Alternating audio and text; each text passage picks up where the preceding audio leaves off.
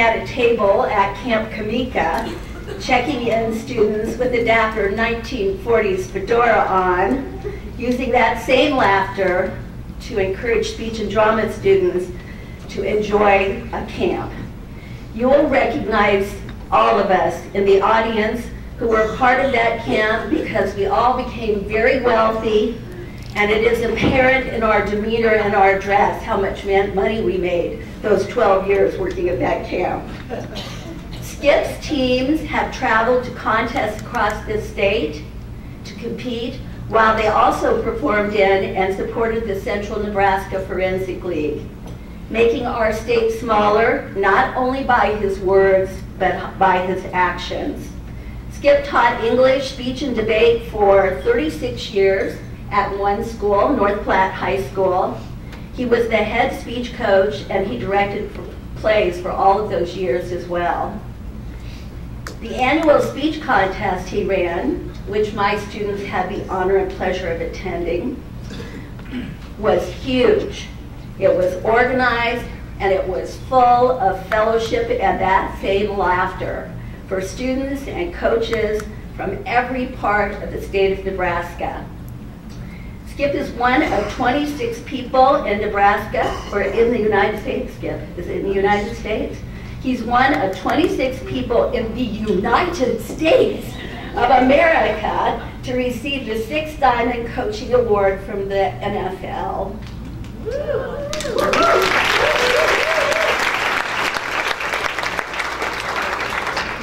More importantly, he is one of the most ethical, one of the nicest people I've ever had the pleasure of working with. So today we are all honored as his friends, as his colleagues, to have him share his wisdom and hopefully a wee bit of that same laughter that I've been sharing all these years with him at as our 2014 keynote speaker. Please give him a huge warm welcome.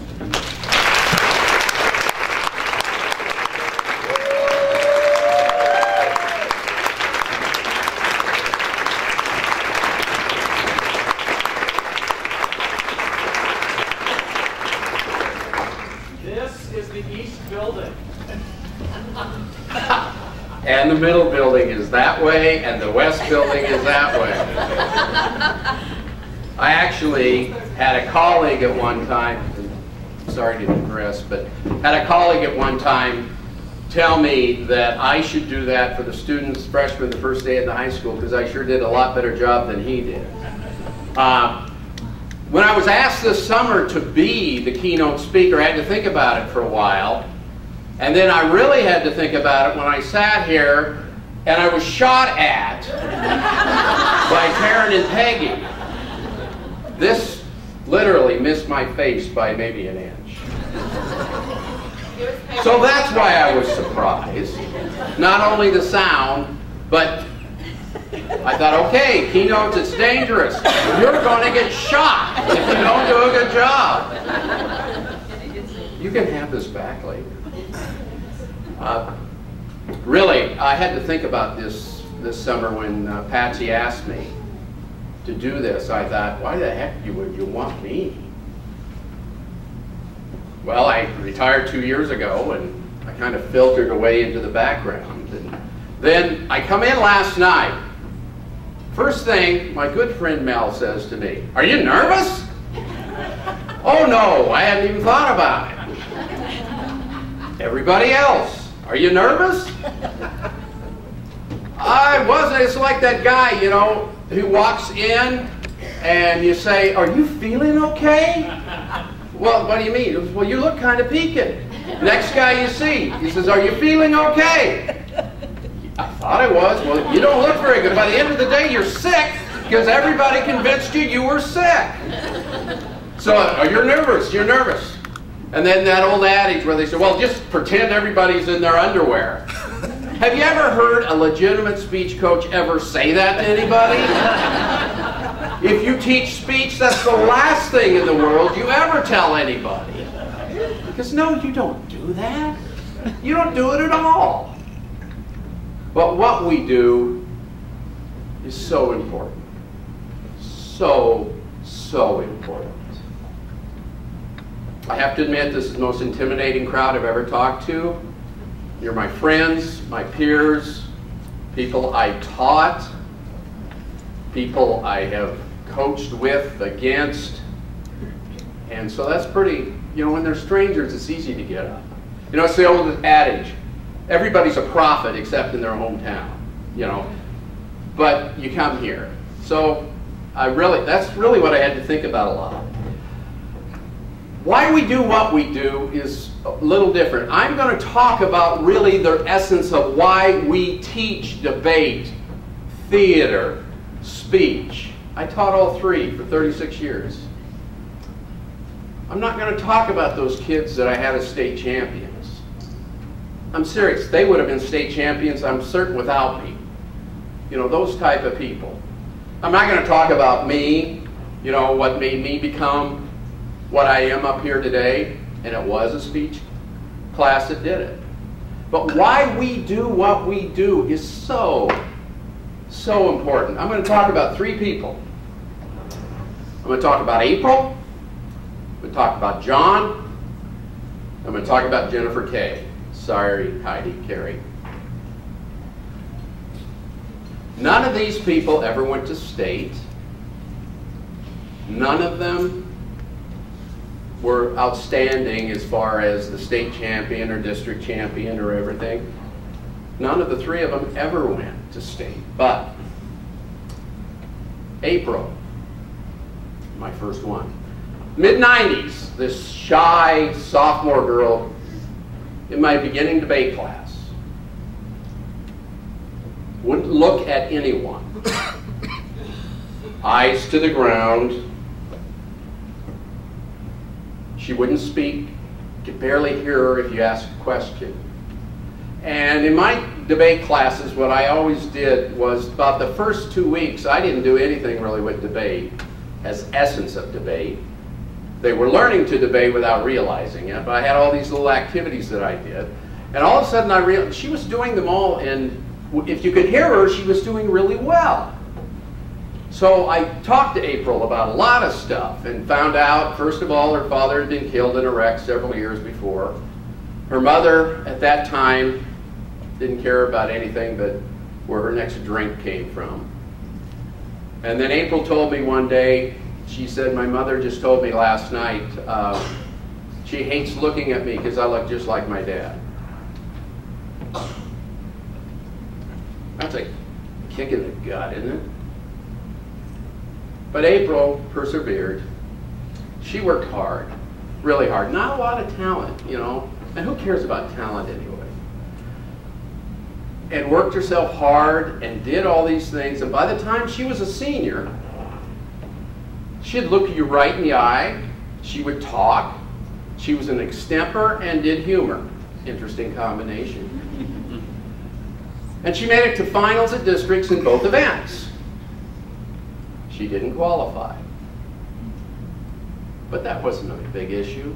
It really was with her at the time, but later on she found out it wasn't. But April grew. April lives in North Carolina. She has these two nice boys, a wonderful husband. I hear from her occasionally.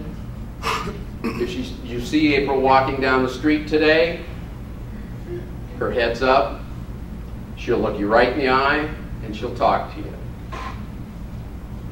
There was that little girl. I didn't do it all, but she grew, her self-confidence, her esteem. That's why we do what we do. Not for the state championships, not for those medals. It's to see people like that and what they become. We have a lot more of those type of people than we do state champions. We aren't always successful. John was his name. This is mid to late 80s. John came and he was a new student in my advanced class one day. He was a foster child. They had put him in a home, and he said he wanted to do speech. So they said, well, let's put him in the advanced class. And John actually was a pretty good kid. Just like all the foreign exchange students. I always got all the foreign exchange students, too. You'll teach them how to speak. Yeah, all right. I hope I do. But John came in, and John really was interested in doing speech and doing something well, you know. And I thought, okay, we're going to have to work out some things for him because, you know, with the foster home and so forth. And Patsy will remember, Mel, Kearney State, I don't think it was UNK at that time, had this huge debate and speech tournament. They had debate on Friday, speech on Saturday, and it was big. They had a debate sweepstakes, a speech sweepstakes, an overall sweepstakes, all that, and you had schools from Omaha all the way to Scottsbluff that were there. It was a big thing. We would always go down and do debate on Friday, come back, do speech on Saturday. So I knew that John could go on Saturday because he couldn't go on any overnight trips because he was a foster child. But I knew the foster parents he was with. So we got him some poetry to do. And we practiced, and we went to Kearney. Now John was 6'6" probably the whole way through, but not a problem. This is what I remember about John. Luckily, we won the overall sweepstakes that day. So I go down, get the award, and then of course we're hustling these kids off to the side, and I just say, here, hold this, the sweepstakes. I handed it to John, not knowing that. On the bus, on the way home, he cradled that trophy. And I remember him, I still see him sitting there. Well, the year ends, you know, he goes to some tournaments, not. He has a part in the fall play the next year where he plays a gangster, which turned out to be correct. Then all of a sudden he started drifting away. He wasn't in the class anymore, but I said, hey, John, see him in the hall, you going to do speech? Yeah, Mr. Altig, I'll make it to one of those, I'll set up a practice and be there. Didn't see him. Lo and behold, next thing I know, John's arrested. He had some friends, supposed friends, who had been breaking in and stealing things and giving it to John to hide at his foster parents' home. Well, when they arrested these boys, they said, well, John has this stuff. So they come to John, and John gets arrested. And he's already in the service of the state, so he's got a problem. So he's in the Lincoln County Jail. I'd never been in jail myself, nor visited anyone until I went up to see John. And you know, it's the glass with the phone, you know, just like you see in the movies. I didn't think that was real. So he's on the other side, and I'm talking to John. I said, what are you doing, John? He said, they're my friends. I said, no, they're not your friends. I said, your friends wouldn't put you in this position. I said, your friends are those kids back at school who will help you, who will do things for you. See, that's one thing I've always thought about speech kids, theater kids. They're accepting to everybody. The athlete can come in, good. The kid that can't walk and chew gum at the same time can come in and you're good. I said, your friends are at school. Well, needless to say, John got shipped away. To this day, I have no idea whatever became of him. Not a success. But it's why we do what we do. We don't know when we're going to be successful. We don't know when we're going to fail. It's like going to a speech tournament. You're not always going to get first, but you're going to try every time. Jennifer Kay, tall, good-looking girl. Dad had left his mother for another woman a few years before. Jennifer was more a mother to her mother than her mother was a mother to her. Jennifer had this great confidence. She's probably 5'10". Nice look, great confidence on the outside. Marshmallow on the inside.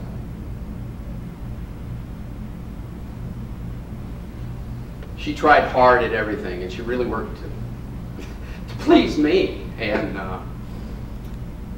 I asked her one day, I said, what's it? She said, well, I don't want to disappoint you. I think you're never going to disappoint me. You work hard. She was an LDer. She was an extemper. She did persuasive. She was decent in all of them. Not great, but she worked hard. Really worked hard. And then I did the unfortunate thing of really disappointing her. This is a life lesson I've learned. Coaches, remember this. We were at Norfolk at the spring tournament back when they had it. We always went to Norfolk twice back then, and you know, Dick and Al ran an awesome debate and speech tournament. Same thing they do still there. We had just started really riding the buses. Before that, I got a bus every once in a while, but I was taking vans, so I would drive. I'd have to find another driver, and the AD says, "You can't have 4 vans. How about a bus?" So I said, "Oh, thank God. I don't have to drive anymore." So we got the bus. I didn't make a list of buses, of who was on the bus at that time. So we're getting ready to leave Norfolk. We'd done fairly well that day, and we pull out of the parking lot. All of a sudden, one of the boys yells from the back of the bus, "Jennifer Kay isn't on the bus!"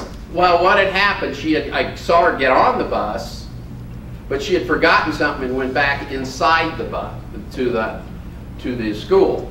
And we left. Well, we got like a block away. Now, if you ever talk to Jennifer, it's 2 hours and 40 minutes till we got back. Al Janovic had called the State Patrol already, seriously, to stop the bus. We got where you have to kind of go around. It's not easy to go around that school, but we came back 10 minutes at the most. There she is in tears, sobbing, crying. Oh my God, I thought, I'm sorry, and you deserted me. Yeah, okay, I'm sorry. David Cooper, if he was here, could probably tell you more. He was on the bus at the same time. But she still brings it up. Still brings that up. But the issue with Jennifer Kay was she worked hard. Now again, senior year, we're in Cardi for districts. She makes finals in extemp, finals in persuasive. You remember when you took 4 to finals? Remember that? A people? The top 3 went, the 4th one, and got got 0 medal even. At least we've progressed. Well, she had a double whammy that day, so. But Jennifer Kay, the day after graduation, she graduates. We had graduation on Sunday in North Platte, and I'm in my room Monday, get there at 6:30 like I always am. 7 o'clock, I'm working, all of a sudden, there she is, standing in front of me. I knew she was going off to be a nanny in Omaha for the summer, and I said, and then she was going off to drink. I said, "What are you doing?" And she said, "I just want to tell you thank you for what you did for me." I said, "You're welcome." She hugged me, left. Well, Jennifer off and on came back and judged for me for 10 years. Mainly because she never got out of school. She is a pediatric orthodontist in Fort Collins now. I went to Columbus, Ohio when she was in dentist, getting the pediatric part. She got her dentist degree from UNL. To read in her wedding in Columbus, Ohio. She has a little girl and twin boys. I have twin boys, so that's kind of nice. And I get a nice card from her every time. But the one other thing I want to tell you about Jennifer, when she got engaged to her husband, she brought him over to my house so I would approve of him. That is the honest to God truth. And he was so nervous, and I thought, what the heck? And then when we were done visiting, because she would stop at the house, but she left and said, "Well, what do you think of him?" I said, "Well, I think he's pretty good." And she said, "Okay, then I'll marry him." That's why we do what we do. You know? It's not all these things. There's reasons we do what we do. We instill confidence. We instill self-esteem. We train people to be successful in whatever they do. Theater does it, speech does it, debate does it. Different kids fit the mold, some fit all three. So this year what I want you to do, I want you to go find your April. I want you to find John. You won't always win. You find Jennifer K. And you continue to try. Do what you do. You do it so well.